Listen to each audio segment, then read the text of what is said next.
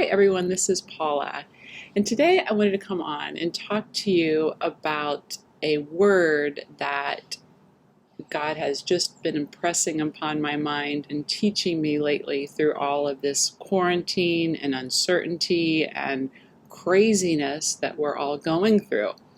And that word is rest. Rest. I feel like when this whole virus thing went down, right? It's like, I don't know about you, but I kind of went through different stages. I went through the initial fear stage, the fear of, uh, income being slashed and losing your house and everything falling apart, right? Just like losing everything, right? There was that fear. And then I printed out all the, I just looked up all of these verses on fear, Psalm 91, and just, read them through and meditated on them every day.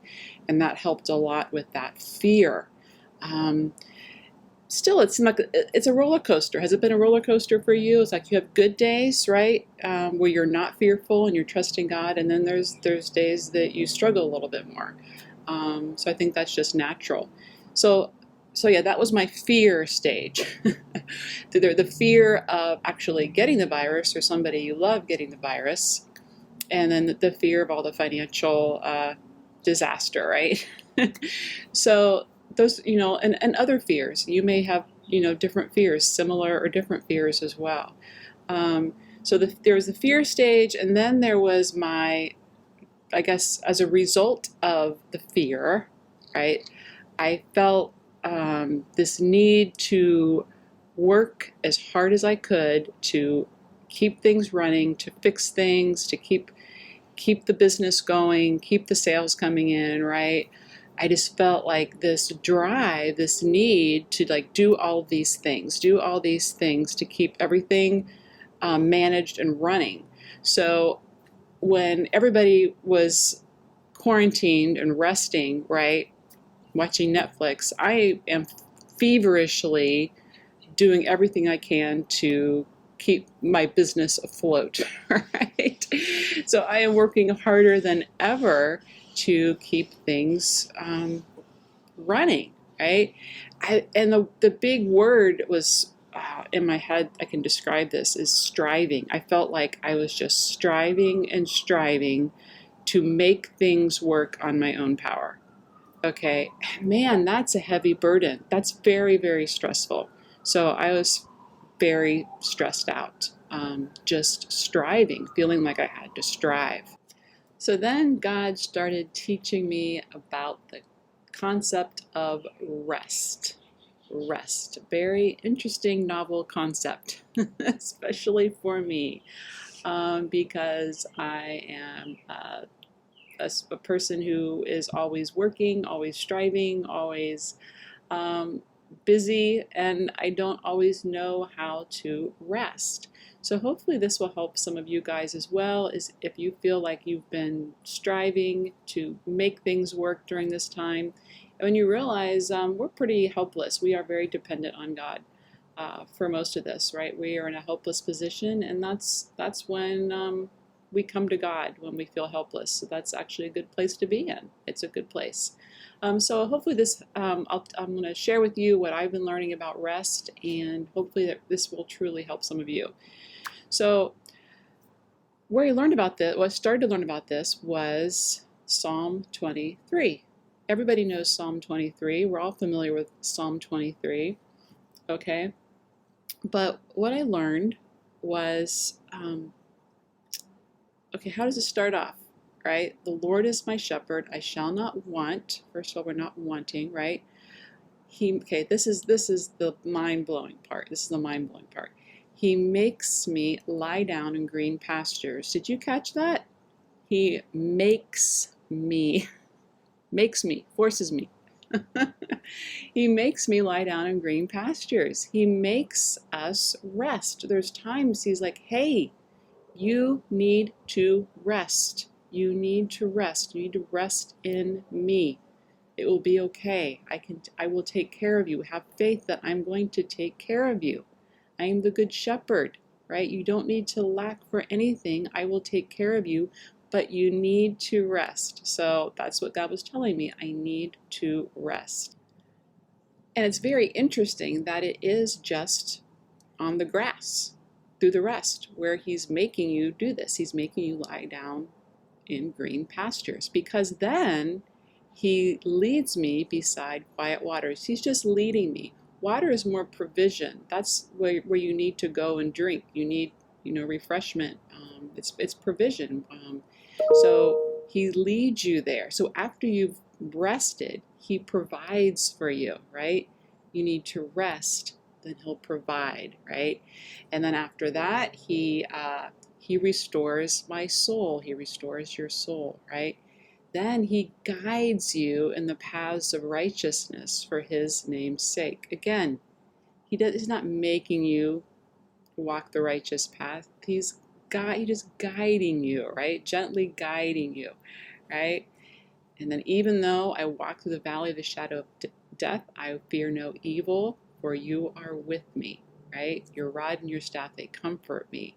You prepare a table before me in the presence of my enemies. This was another key point, because in the past, when I would read that verse, I would think of enemies as people who don't like you very much, people you don't get along with, right? And then I realized, well, who are your real enemies? People aren't your real enemies, right? It's the virus is your enemy. Stress is your enemy. Financial difficulties are your enemy, right? These situations in your life, in the world, that are out to bring you down, those are the true enemies, right?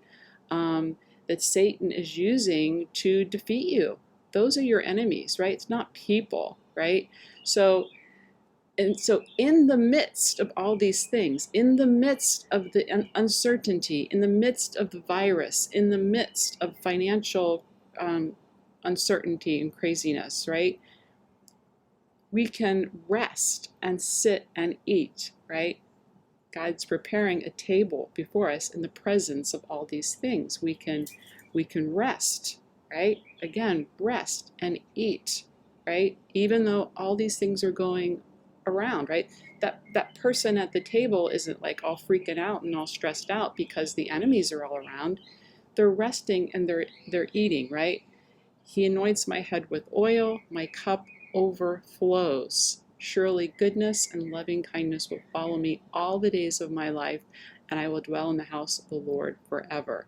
So I just saw this whole passage in a totally new light, because of this whole virus quarantine thing, right? The rest has been in there this whole time, and who the true enemies are have been in there this whole time, but I never saw it, right? And then it's not just in that passage, but then again, if you go to the New Testament in Mark, when Jesus was going to do the miracle of feeding the 5,000, this is something I always skipped. Did you skip this part about the grass? Again, there's grass, just like in Psalm 23, where he makes you lie down in green pastures. First, he makes you rest, right? Again, what did Jesus tell the disciples to have the people do? Sit down on the grass. There was an abundance of grass in it. Why did it actually say sit down on the green grass, sit down on the grass? Why did it mention grass? Why not just sit down or have the people get ready to eat, right? It mentioned the people had to sit, relax, rest on the grass with the expectation that their food was coming, right? Did they know there wasn't enough food to go around, right? No, they expected they were going to eat because they were being instructed to sit down and wait for their food. So they just sat down and rest and trusted that their food would come, right? So the food did not come, the provision did not come until the people sat and rested and had faith that that food would come, right? How did I miss that before? How did I miss grass, rest? Rest first, your position first before the provision comes, right? So God's not providing for you while you're running around with your head cut off, like a chicken with its head cut off, all stressed out, all full of anxiety. You know, God wants us to rest in him. He says, I will provide for you, but you need to rest. You need to rest in me. Another verse that God brought to my mind was Psalm 46:10. And again, this is a verse we're all familiar with. Be still and know that I am God. Just stop. Stop. Be still. Stop all this running around trying to make everything work out, right? Be still and know that I am God. Now I looked this up, different meanings of what the word meant in Hebrew, and it's kind of like it's the word is Rapha, to be to be weak, right? So oftentimes with like the boss mom or the right, live your best life, you can do anything, right? It's like situations like this makes us realize how powerless we really are and how dependent we really are upon God. So it's just like to be weak, to recognize we are weak. And then get this, a little frozen in there, to let go, to just let go. Let go, say, God, I can't manage this situation anymore. I'm helpless. It's out of my hands. I cannot make this work out anymore, right? I can't, right? So you let go to release. You let go, you release, you're weak, right? Now, in the NASB version, instead of be still, do you know what it says? I was like so shocked when I saw this. I'm like, how did I not see this before? Instead of be still, it says, cease striving. What? Cease striving and know that I am God. I'm like, did you read my mind or what? Well, yeah. So it's like, again, here I've been feeling like I am striving and striving to make things work out. And here God says, cease striving, be still, rest, let go, right? It's crazy. So I've been starting to meditate on Psalm 23 and these other passages, right? And so just the other day, I was lying in the hammock, right? And I was meditating on Psalm 23, and I could picture myself lying in these green pastures, right?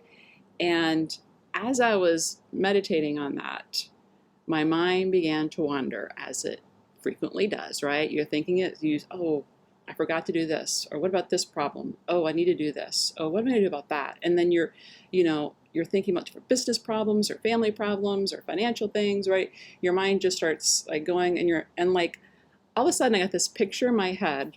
I think God put this picture in my head, and this big giant boot stepping on me, pushing me back down onto the grass. It was kind of a humorous picture, right?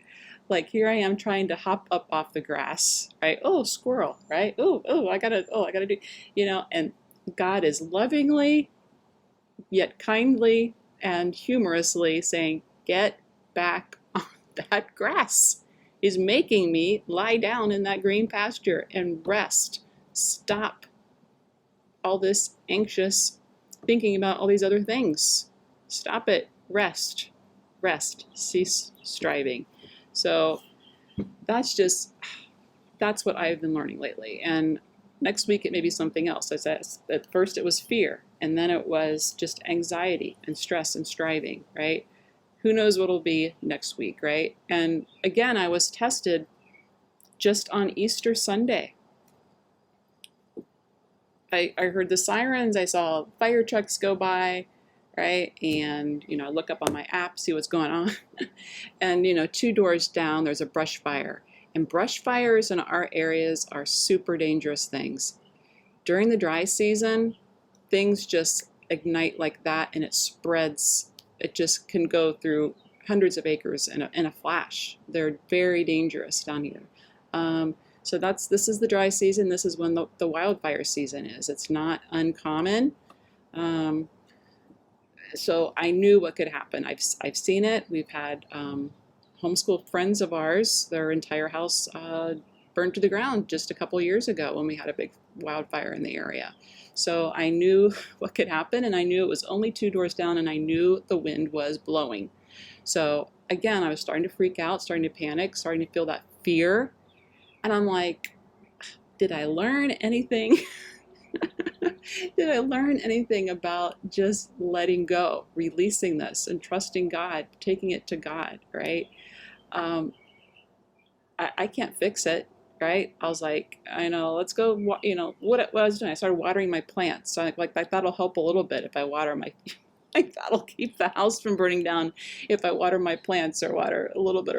So, so yeah, it's just like, it's hard for us to learn these lessons sometimes. And we just have to we keep learning the same, going through the same lessons over and over again until we learn them, I guess. So rest, right? God's making us lie down in green pastures right now. He's making us rest. So take advantage of it. Take advantage of this is the time you're supposed to be doing that, and to cease all your striving. Don't squander what he's trying to teach us right now. If this is what he's trying to teach you, he may be teaching you something different right now. And if he is, I'd love to hear about it. I just had to share this in case it helps some of you. But I would love to hear what God's been teaching you through all this. It's just amazing what we can learn through times of trial. And this is definitely a major, unprecedented trial. So thanks for watching. I hope this helps you guys, and I will talk to you next time. All right, bye.